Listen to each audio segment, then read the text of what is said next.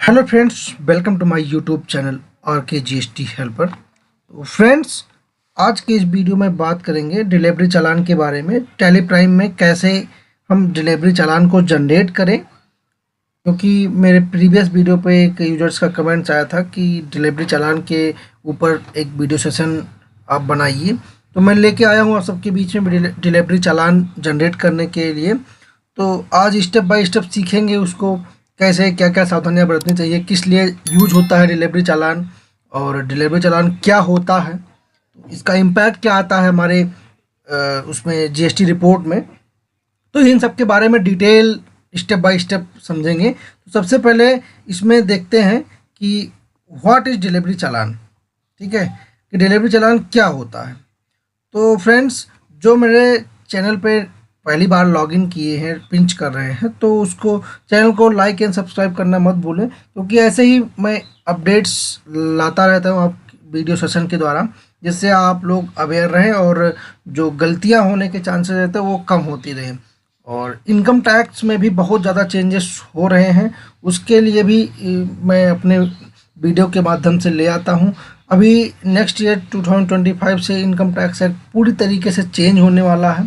तो अगर उसकी भी नोटिफिकेशन आएगी, जैसे ही एडवाइजरी आएगी, मैं आप सबके बीच वीडियो सेशन के माध्यम से ले आऊँगा। तो चलिए अब बात करते हैं व्हाट इज़ डिलीवरी चालान।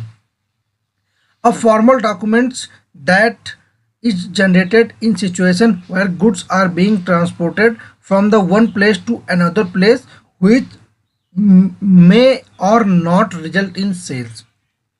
कहने का मतलब क्या है कि एक फॉर्मल डॉक्यूमेंट्स है जो कि जनरेट तब किया जाता है जब कोई गुड्स एक जगह से दूसरी जगह पे जा रहा हो, ठीक, लेकिन वो सेल्स नहीं होता है। आपके कहने का मतलब सर वो तो जब हम इनवॉइस ले लेते हैं तो भी गुड्स उसके साथ चला जाता है।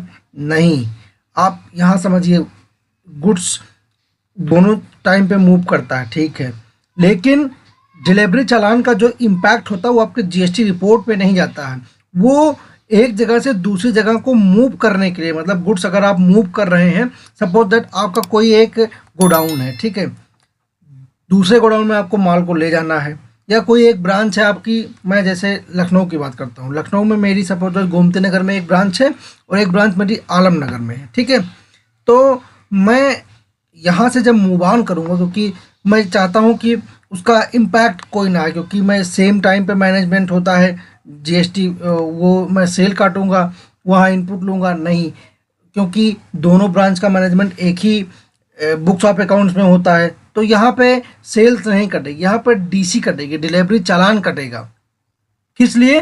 कि उसका इम्पैक्ट सेल्स में नहीं दिखाई पड़ेगा, वो उसके स्थान पे डिलीवरी चालान और उसके साथ मैं ईबे बिल जनरेट कर दूंगा, जिसके लिए मान लो अगर रास्ते में कोई सेल्स टैक्स ऑफिसर चेक करता है, रोकता है वाहन को कि आप कैसे माल ले जा रहे हैं, क्या ले जा रहे हैं, तो उसमें आपको कोई परेशानी नहीं होगी। आप डीसी के माध्यम से एक ब्रांच से दूसरी ब्रांच पे ले जा सकते हैं।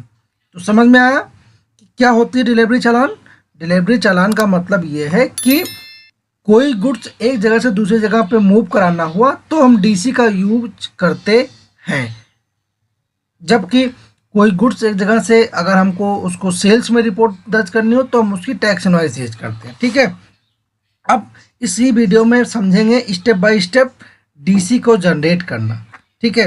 अब इसी वीडियो में चल के समझेंगे कि डीसी, सपोज दैट मैंने पहले से एक डीसी बना के रखा है, मैं आप सभी को दिखा देता हूं। जैसे जो डीसी बना के रखा हूं, मैंने अभी अगस्त मंथ में डीसी जनरेट करके रखा है। तो इस तरीके का कुछ DC as it is like का सेल्स की तरीके ही एंट्री होती है, लेकिन अब स्टेप बाय स्टेप आज हम समझेंगे डीसी के बारे में एक एक। पहले तो मैं आपको समझा देता हूँ कि कैसे इसको ओपन करना है। तो मैं सबसे पहले गेटवे ऑफ टैली आपने ओपन किया अपना टैली प्राइम में, और कुछ इस तरीके का गेटवे ओपन होके आता है। तो यहाँ पे मैं वी प्रेस करूँगा, वी प्रेस करूँगा तो बाउचर्स की एंट्री का कॉलम ओपन हो जाएगा। जैसे मैंने लास्ट टाइम जो बनाया हुआ है वो डिलीवरी नोट बन के आ रहा है, लेकिन अगर आपने सेल या परचेज की एंट्री करोगे तो वो बाय डिफ़ॉल्ट होके आता है। आप चाहे यहाँ पे देख सकते हैं F10 को प्रेस करेंगे तो सारी चीज़ें ओपन होके आएंगी, या उसका शॉर्टकट होता है Alt F8, ठीक है। अगर आप Alt F8 प्रेस करेंगे तो वो ओपन होके आ जाएगा। देखिए मैंने जैसे प्रेस किया, यहाँ पे जब Alt F8 प्रेस करूँगा तो ये ओपन होके आ गया। देखिए यहाँ पे लिखा हुआ Alt F8, ठीक है। यहाँ पे Alt F8 जब प्रेस करेंगे तो इन्वेंट्री वाउचर्स ओपन होके आ जाते हैं। या आप डायरेक्टली F10 के माध्यम से सारे इन्वेंट्री को देख सकते हैं, और यहाँ पे आप इनएक्टिव भी जो रहेंगे वो भी देख सकते हैं। तो अभी बात करेंगे डिलीवरी नोट के बारे में। मैंने यहाँ पे कर लिया, और आज की डेट मैं यहाँ पे सिलेक्ट कर लेता हूँ। जैसे आज 24 सितंबर है, तो मैं 24 सितंबर सिलेक्ट कर लिया। उसके बाद रेफरेंस नंबर आप कुछ भी डाल सकते हैं अपना, अगर अपने रेफरेंस के अकॉर्डिंग जो आपको डालना है कि वर्बली आपका कन्वर्ट हुआ है या फिर आप ट्रांसफ़र कर रहे हैं, जो भी आप डिटेल आपको डालना हो वो डेट आप डाल सकते हैं। उसके बाद फिर आएगा पार्टी का नेम, ठीक है। आप पार्टी का नेम भी कुछ भी, जो आप जैसे आपकी सेम ब्रांच में जा रही है तो आप यहाँ से लखनऊ ब्रांच गोमती नगर ब्रांच से उस ब्रांच को सिलेक्ट करेंगे, उसका नाम सेम ब्रांच आपका होगा क्योंकि आपने ऑलरेडी अकाउंट्स ओपन करके रखे होंगे ब्रांचों के। तो वहाँ पे आप उसका नाम सेलेक्ट करेंगे। मैंने यहाँ पे सपोज दैट एक हमारी जो पार्टी है मैं जिसके लिए डीसी निकाल रहा हूँ, तो मैं वहाँ पे एम करके है, मैं उसके लिए डीसी निकाल रहा हूँ। यहाँ पे आप क्या डालेंगे, समझने वाली बात है कि ऑर्डर नंबर वो डालेंगे। सपोज दैट आपने सामने वाली पार्टी से कोई टाई अप किया है, ठीक है, कोई टाई अप किया है अपने सामने वाली पार्टी से, आप डीसी के माध्यम से अभी उसको डिलीवरी नोट दे रहे हैं कि सेल्स एक साथ बिल बनाएंगे। आप अभी सिर्फ गुड्स को मूव करा रहे हैं, अभी उसकी सेल्स टैक्स इनवॉइस, कई गुड्स आपको मूव कराने हैं तो आप टैक्स इनवॉइस एक साथ रेज करेंगे, ठीक है। तो इस कंडीशन में अगर आपका उससे कोई एग्रीमेंट हुआ है तो ऑर्डर नंबर क्या है, तो आप वहाँ पे सपोज दैट मैं यहाँ पे 1 2 3 करके डाल देता हूँ, और मेरा जो उससे एग्रीमेंट हुआ था वो 10 सितंबर को हुआ था। आप समझ गए क्या यहाँ क्या डालना है। जो सामने वाली पार्टी को आप डीसी दे रहे हैं उससे आपका एग्रीमेंट जो होगा आप वो डालेंगे, ठीक है। अब आगे बढ़ते हैं। Mode of term and payment. Payment आप चाहे 100% एडवांस कर सकते हैं, 50% एडवांस, जो भी आपकी कंडीशन हो आप वहाँ पर डाल सकते हैं, ठीक है। अदर रेफरेंस में भी कुछ डाल सकते हैं। टर्म्स ऑफ डिलीवरी क्या है, वो आपने जो कंडीशन बनाई है वो सब चीज़ें आपके पीओ में वो मेंशन होंगी, तो आप वो सब चीज़ें यहाँ डिटेल डाल सकते हैं। ये जो कॉलम होता है पहला ऑर्डर डिटेल्स का, ये होता है सामने वाले के बिहाफ पे आपने क्या क्या कंडीशन अपनी म्यूचुअल एग्रीमेंट किया है, आप वो डिटेल यहाँ पे डालेंगे। सेकंड पे आते हैं डिस्पैच डिटेल में। अगर आप उसको किसी कमर्शियल व्हीकल से कर रहे हैं तो डिस्पैच डॉक्यूमेंट नंबर आपको मिलता ही है, ये तो सभी को पता है कि डिस्पैच डॉक्यूमेंट तो किसके द्वारा आप मूव कर रहे हैं। जैसे उसने क्या किया कि मैंने किसी ट्रांसपोर्टर के द्वारा यहाँ पे मूव करा रहा हूँ, तो यहाँ पे मैं उसका नंबर डाल देता हूँ, ठीक है। उसने मुझे सपोज दैट 5412 दिया, 5425 दिया, ठीक है। डिस्पैच थ्रू आप सभी को पता हो, जब आप ईवे बिल जनरेट करने जाते हैं तो वो कैसे पूछता है, तो आप यहाँ पे dispatch through road air trip क्या है, मैं यहाँ पे सब रोड लिख देता हूँ, बाय रोड जाएगा, ठीक है। डेस्टिनेशन क्या है, ये आप एग्जैक्ट डेस्टिनेशन डालेंगे कहाँ जा रहा है। जैसे मेरा जो गुड्स है वो मूव करके लखनऊ से ये जाएगा सपोज दैट बरेली, ठीक है, मैंने बरेली लिख दिया, ठीक है।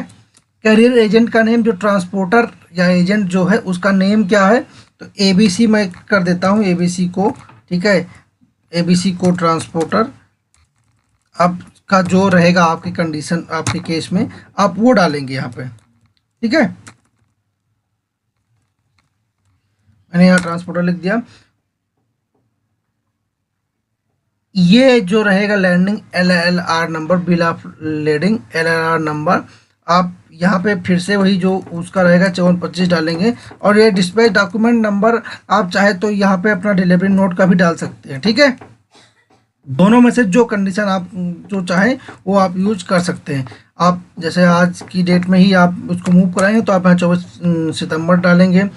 ये होती एक्सपोर्ट का कॉलम। इसके आपके लिए मैंडेटरी तब होता है जब आप आउट ऑफ इंडिया भेजते हैं, तब ये डिटेल उस कंडीशन में फिल होती है। प्लेस ऑफ रिसीप्ट ऑफ शिपर, ठीक है।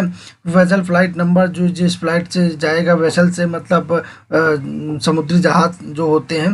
Port of loading, port of discharge, country किस कंट्री में जा रहा है, शिपिंग बिल नंबर क्या है, डेट क्या है और पोर्ट कोड क्या है, वो आप सभी को पता होगा जब आप एक्सपोर्ट करते हैं तो अलग अलग कोड अलग अलग ज़िले का जनरेट है, आप वो सब चीज़ें डालेंगे, ठीक है। और उसके बाद फिर आपने जब इन सबको ओके कर देंगे तो आपकी डिटेल, वो पार्टी की डिटेल, कभी कभी किसी केस में होता है कि बिल टू शिप टू होता है, और वो डिटेल आप यहाँ, मैंने जैसे इनके केस में दो है, एक तो प्राइमरी एड्रेस होता है जो यूपी का है और एक दिल्ली का है, तो मतलब बिल कहाँ पे होगा, शिप कहाँ पे होगा, ये डिटेल आप अपने अकॉर्डिंग कर सकते हैं, ठीक है। अब यहाँ पे आपको गुड्स डालना है कि क्या क्या आप गुड्स भेज, सपोज दैट मैं 11 के बी CTPT की मीटरिंग यूनिट एक भेज रहा हूँ, ठीक है। अब क्योंकि मैं गुड्स मूव करा रहा हूँ तो यहाँ पे मैंने सेलेक्ट किया, आप डिटेल जो भी डालना है अपने अकॉर्डिंग डिस्क्रिप्शन में डाल सकते हैं, अपने जो अपने एग्रीमेंट में मेंशन किया है गुड्स का वो यहाँ पे डालेंगे, ठीक है। अब ये ट्रैकिंग नंबर आप अपने अकॉर्डिंग चाहे डाल सकते हैं, कोई आपको जो ट्रैक करना हो, क्योंकि जब आप गुड्स मूव करा देंगे तो आपके जो स्टॉक आइटम से वो हट जाएगा, ठीक है। लेकिन सेल्स रिपोर्ट में उसका इम्पैक्ट कोई नहीं जाएगा, मैं अभी दिखाऊंगा आगे आपको।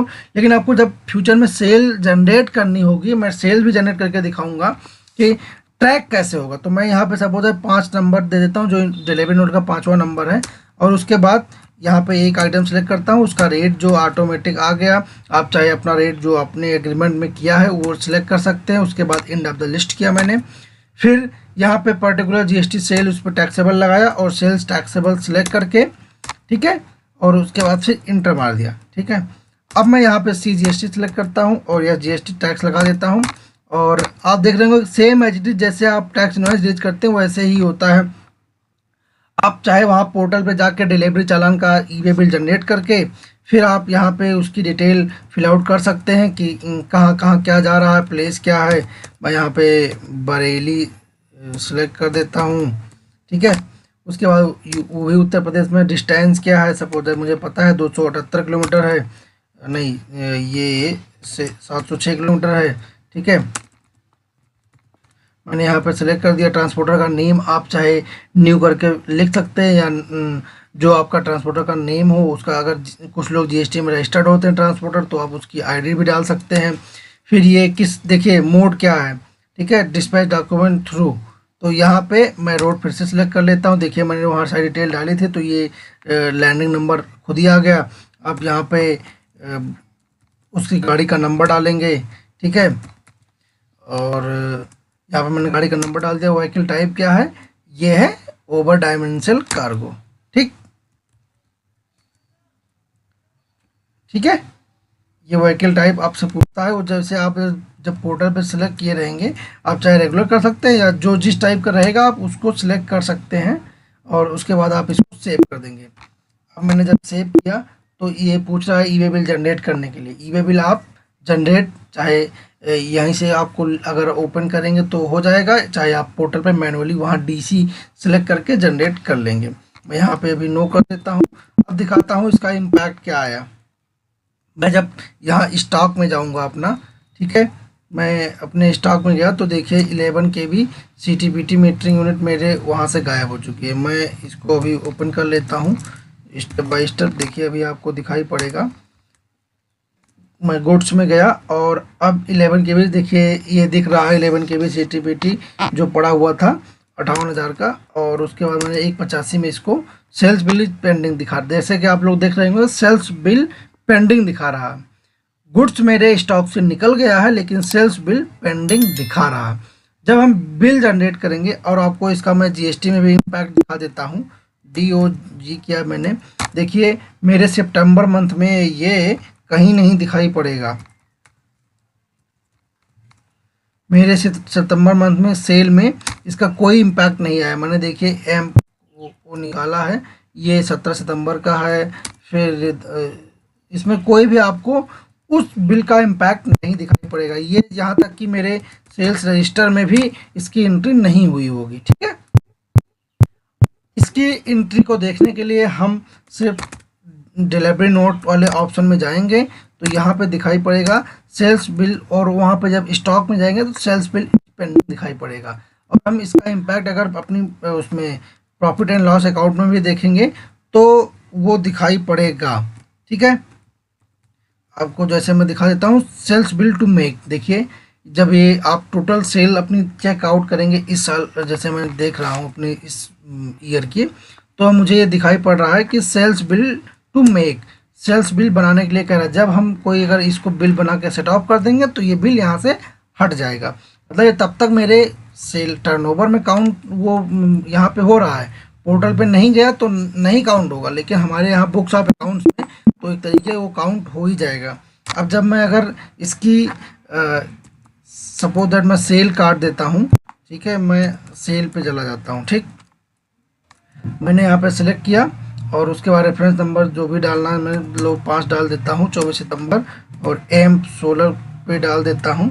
ठीक है, एम्प डाल दिया। देखिए ट्रैकिंग नंबर कैसे आ गया, ट्रैकिंग नंबर ये आ गया। ठीक है, डिलीवरी नोट नंबर वो पूछ रहा है, और उसके बाद मैं एंट्री करूँगा, इंटर मारूँगा, ऑर्डर नंबर भी ऑटोमेटिक पुटअप कर लिया उसने। और फिर उसके बाद देखिए डिटेल एज इट इज, मुझे कुछ नहीं फिल आउट करनी पड़ी, सारी डिटेल वो अपने आप फिल आउट होके आ गई। ठीक है, तो आई होप आप सभी को डीसी के बारे में ये अच्छे से समझ में आया होगा। मैंने स्टेप बाय स्टेप आप सभी को समझाया। तो फ्रेंड्स, अगर वीडियो अच्छा लगा हो तो वीडियो को लाइक एंड सब्सक्राइब करना मत भूलें, और जिसके ज़रूरत हो उसके पास शेयर करते रहें।